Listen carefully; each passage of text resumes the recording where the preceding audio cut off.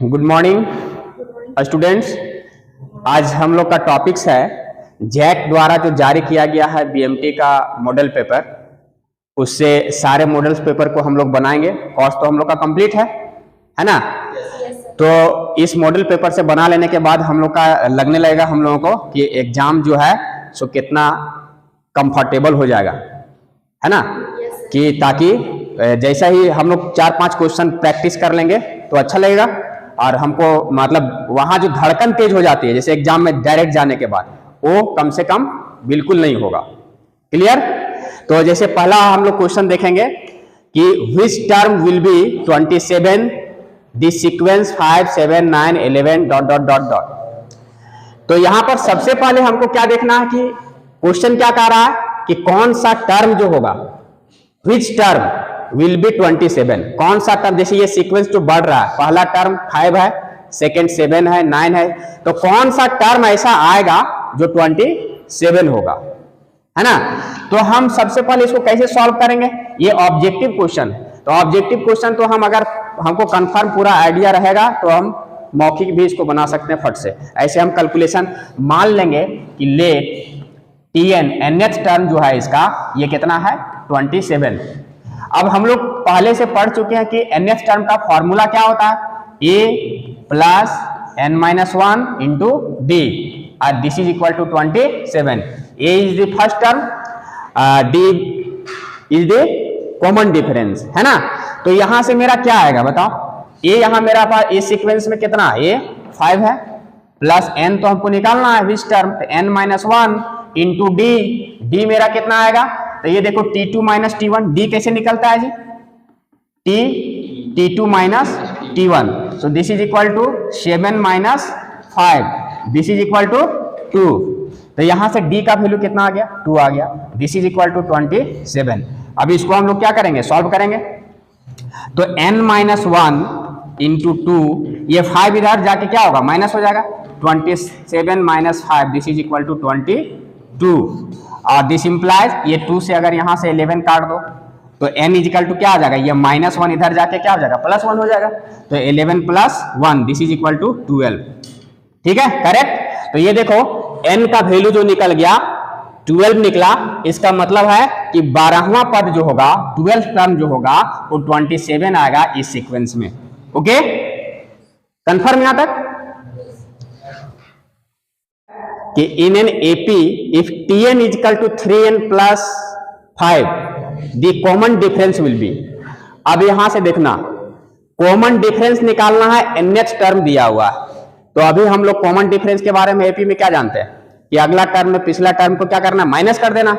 Okay, तो यहां पर तो तुमको Tn nth term general term दिया हुआ है, तो कैसे निकलेगा ये, तो generally d is equal to Tn minus Tn minus 1, एक पहला प्रोसेस में बता रहे हैं ना, अकॉर्डिंग टू प्रोसेस एकदम मतलब नियम से बनाएगा।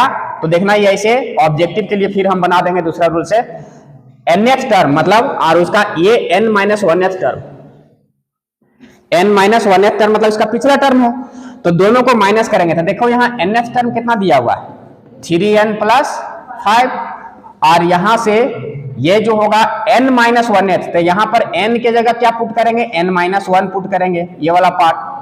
तो n-1 पुट करेंगे तो 3 × n-1 + 5।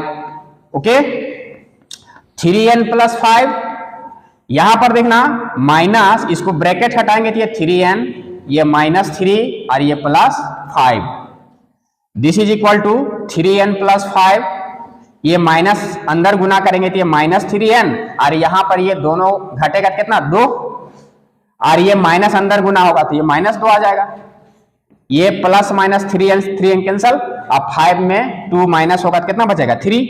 तो ये एकदम प्रोसेस से हम करेंगे तो ये d निकल गया मेरा 3।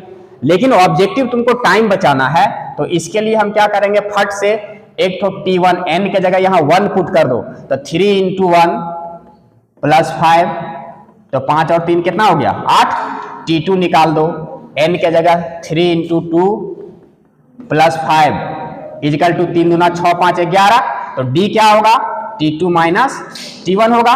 इसका मतलब हाँ ये T2 कितना आ गया 11 और T1 कितना आ गया 8, कितना आ गया 3 आ गया। तो देखो ये 3, यहां भी 3 आया था मेरा। ओके,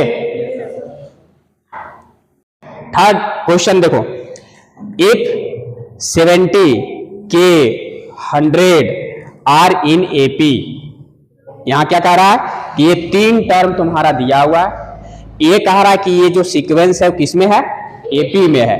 तो हमको के का वैल्यू निकालना है, देन वैल्यू ऑफ के इज क्या होगा। तो हम लोग एपी जब पढ़े हैं 10th क्लास से ही पढ़ते आ रहे हैं, क्या होता है कोई भी अगर सीक्वेंस एपी में होगा तो उसका कॉमन डिफरेंस क्या होगा, सेम होगा। तो खट से दिमाग में आना चाहिए कि कॉमन डिफरेंस सेम होगा। तो कॉमन डिफरेंस क्या होगा कि सेम होगा, तो ये के माइनस 70 और बराबर हो जाएगा 100 माइनस के। T2 माइनस T1 बराबर होगा T2 माइनस T1 बराबर होगा T3 माइनस T2, बराबर होगा ना। तो यहां से अब देखो के कैसे आएगा, ये माइनस के इधर आ जाएगा, तो के और ये माइनस के इधर आके प्लस के इधर 100 और ये उधर जाके 70। So this is equal to 2k is equal to 170। This implies k is equal to क्या होगा 170/2। इसको डिवाइड करो, 2 8 जा 16, 1 2 5 जा, तो देखो k का वैल्यू कितना निकल गया 85 निकल गया। तो जहां 85 ऑप्शन में रहेगा ABCD में जितना में है, देखो ऑप्शन नंबर बी, तो यहाँ पर ऑप्शन नंबर बी में तुम लोग यहाँ लिख करके यहाँ लिख देना 85।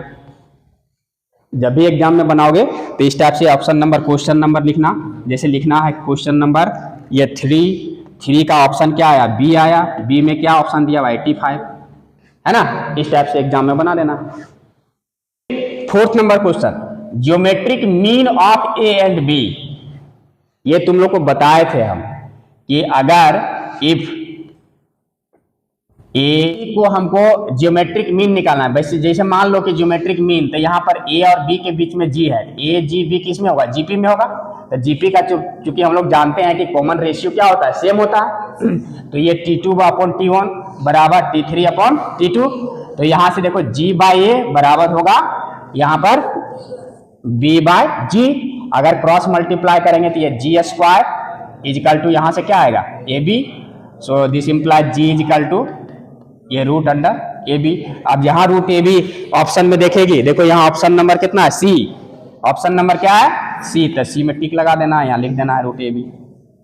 ठीक है, देखो 5वां क्वेश्चन क्या कह रहा है कि the third term in a GP is 4। जैसे GP का नाम लेगा वैसे हमारे दिमाग में आना चाहिए कि वहां कॉमन रेशियो आएगा, है ना। तो ये कह रहा है कि थर्ड टर्म, तो चूंकि कोई भी GP सीक्वेंस का nth टर्म क्या होता है ARn-1 होता है, ये फॉर्मूला nth टर्म का। तो ये दिमाग में आना चाहिए कि कोई भी अगर सीक्वेंस GP में है तो उसका nth टर्म का formula A first term R common ratio T2/T1 और पावर n-1, यहाँ n है तो यहाँ n-1। तो अकॉर्डिंग टू क्वेश्चन यहाँ देखना कि थर्ड टर्म है मतलब T3 है, तो T3 जो है सो कितना दिया हुआ है 4। तो अगर हम इसके फॉर्मूला के अनुसार यहाँ पर 3 बैठाएंगे तो T3 के जगह यहाँ पर आ जाएगा, यहाँ पर कितना आएगा A R और 3-1 और इसका वैल्यू कितना है 4 है। दिस इंप्लाइज AR² का वैल्यू 4 है, इसका इक्वेशन हम 1 मान लेंगे। क्लियर। अब यहां से देखना तुम लोग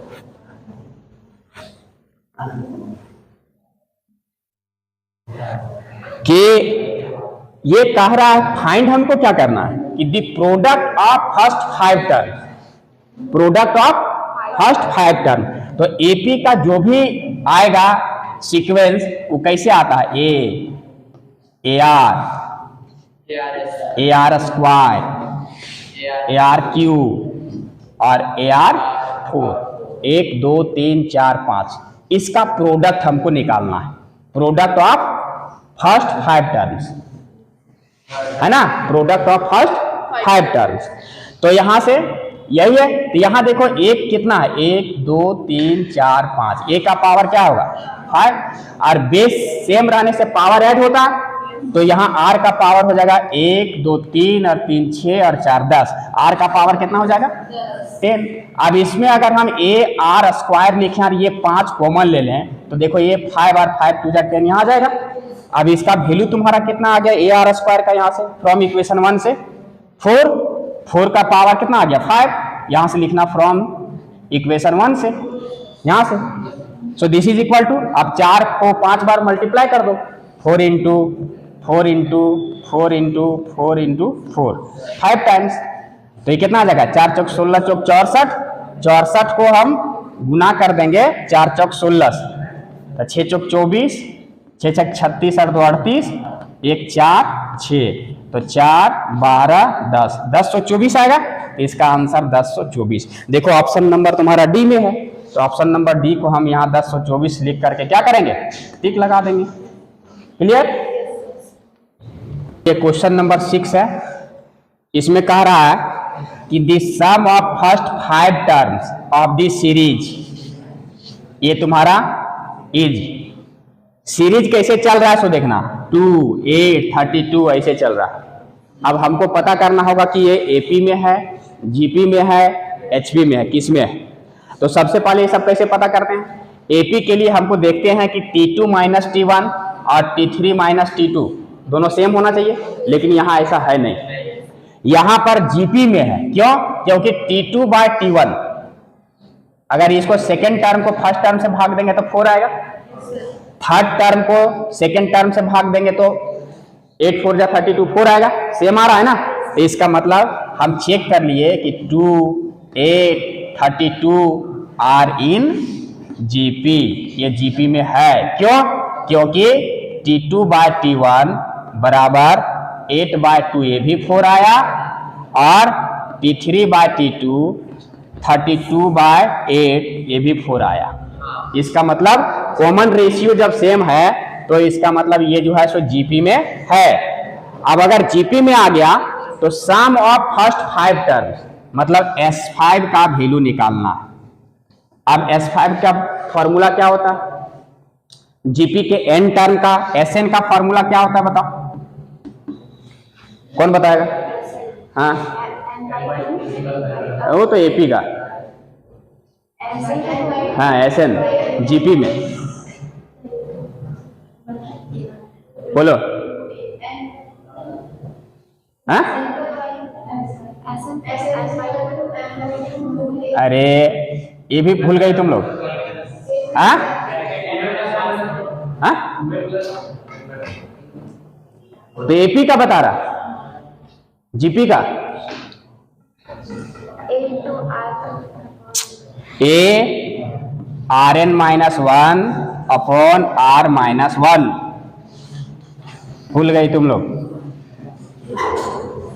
ए इंटू और आर इज यहां पर लेना होगा ग्रेटर देन 1, है ना। यहां आर का अगर 5 Sn के जगह इसको बैठाएंगे तो यहां पर n के जगह 5 बैठाएंगे, तो ये ए आर का power 5 minus 1 upon R minus 1।